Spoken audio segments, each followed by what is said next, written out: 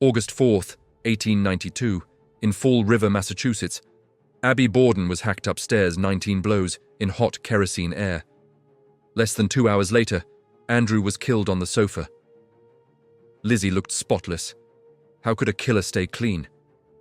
It began with ordinary sounds. Coal crackled in the kitchen stove, and a screen door tapped in the heat. The air felt close, like it had nowhere to go. Bridget Sullivan, the maid, worked through a headache and nausea, wiping counters and setting plates, while flies chased the sugar bowl. The Borden home at 92 2nd Street was cramped and connected. Rooms opened into other rooms with no long hallway to buffer footsteps or voices. The stairs forced anyone going up or down into the same narrow paths. That layout matters because a killer in that house had very few places to move without being noticed. Andrew Borden owned property and had money, but he lived plain and watched every dollar. In Fall River, richer relatives lived up on the hill, where social life meant dinners, theater, and invitations. Emma and Lizzie were adults, still living at home, and in the 1890s, unmarried women had limited ways to start over. If you wanted freedom, you usually needed marriage, money, or both. Inside the house, money felt like a set of rules, not comfort. Andrew helped Abby's side of the family with property, and his daughters resented it as a warning about their own future. People later remembered that Lizzie stopped calling Abby Mother and switched to Mrs. Borden. It sounded small, but in a tight house, small changes echo. There were warning signs that only made sense after the fact. The year before, someone broke into Andrew's desk and the family kept it quiet, but the locks became a daily obsession. Then, in the first days of August, the household got sick, and Abby worried out loud about poison, turning a normal summer illness into a fear that lingered.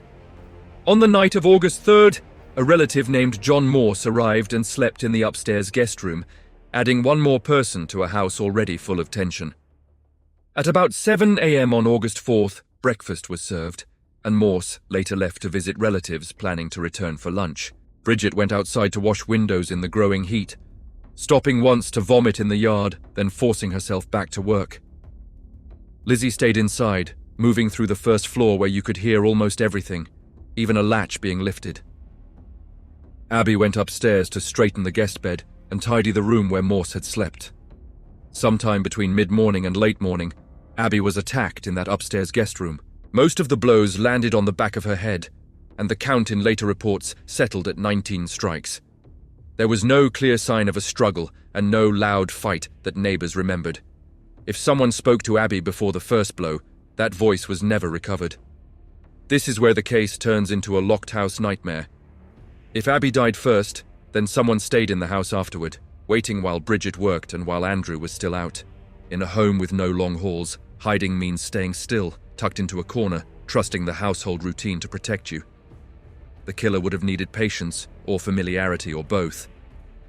Around 10:45 a.m., Andrew returned home and struggled with the locks. He knocked and fumbled at the door until Bridget hurried to open it, working bolts and latches that were already on everyone's mind because of earlier fears. That noisy entry should have anchored everyone's memory, because it was hard to miss. Andrew stepped inside and moved into the sitting room. Andrew lay down on the sofa to rest. Not long after, he was struck repeatedly in the head and face, about 10 or 11 blows, violent enough to destroy much of his face.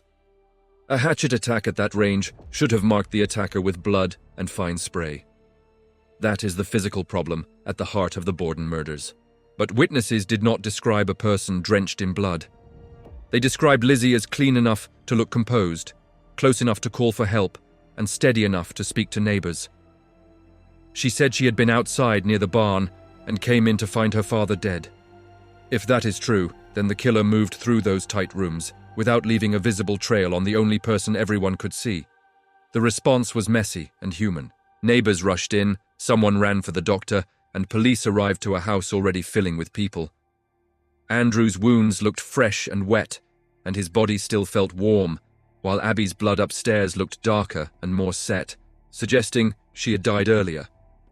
The house now held 2 scenes of violence separated by time. That timing made everything worse. If the killer struck Abby and then waited, they had time to choose where to hide. when to move, and how to avoid being seen. And once the house filled with neighbors and officials, the scene stopped being a sealed crime scene and became a crowded house full of footprints, opinions, and handled objects. In 1892, police could not lock a scene down the way we expect today. Investigators searched for a weapon and focused on a hatchet head found in the basement among tools and ash. But they could not prove it was the weapon that did the killing. No one could show a clean break-in, and nothing valuable was taken, which made robbery feel unlikely. Lizzie also spoke of a note that called Abby away, yet the note never appeared, and no one could confirm who brought it. The story became a pile of maybes stacked on top of each other. Then came the dress. In the days after the murders, Lizzie burned a dress and said it was stained with paint, and that single act lived on longer than any speech in court. In a case defined by missing blood, destroying clothing looked like destroying the one thing that might hold tiny dots of spatter. The house also held other troubling details, like a pail of bloody cloths that Lizzie said were personal and not connected to the murders. And in that era, a private explanation could end a line of questioning. By June 1893, the trial was a national spectacle, argued mostly through motive and circumstance. The prosecution pointed to resentment, inheritance, the missing note, the hatchet head, and the burned dress, but it still lacked a witness who saw the act. Judges limited some evidence, and Lizzie's earlier statements were attacked as unreliable because she had been given medication to calm her nerves. The jury, made up entirely of men, deliberated for roughly 90 minutes and returned not guilty. After the verdict, Lizzie and Emma moved to a larger house called Maplecroft, but the town never stopped watching them. The case turned into a rhyme and a warning, and the central puzzle never faded. A brutal hatchet attack in a tight house, and a suspect who looked clean. That's why this story survives, because it feels like it should have an answer, and still does not. Subscribe for more Untold American stories, and tell me this. If you were on that 1893 jury, would you vote guilty or not guilty? And what single detail would decide it for you?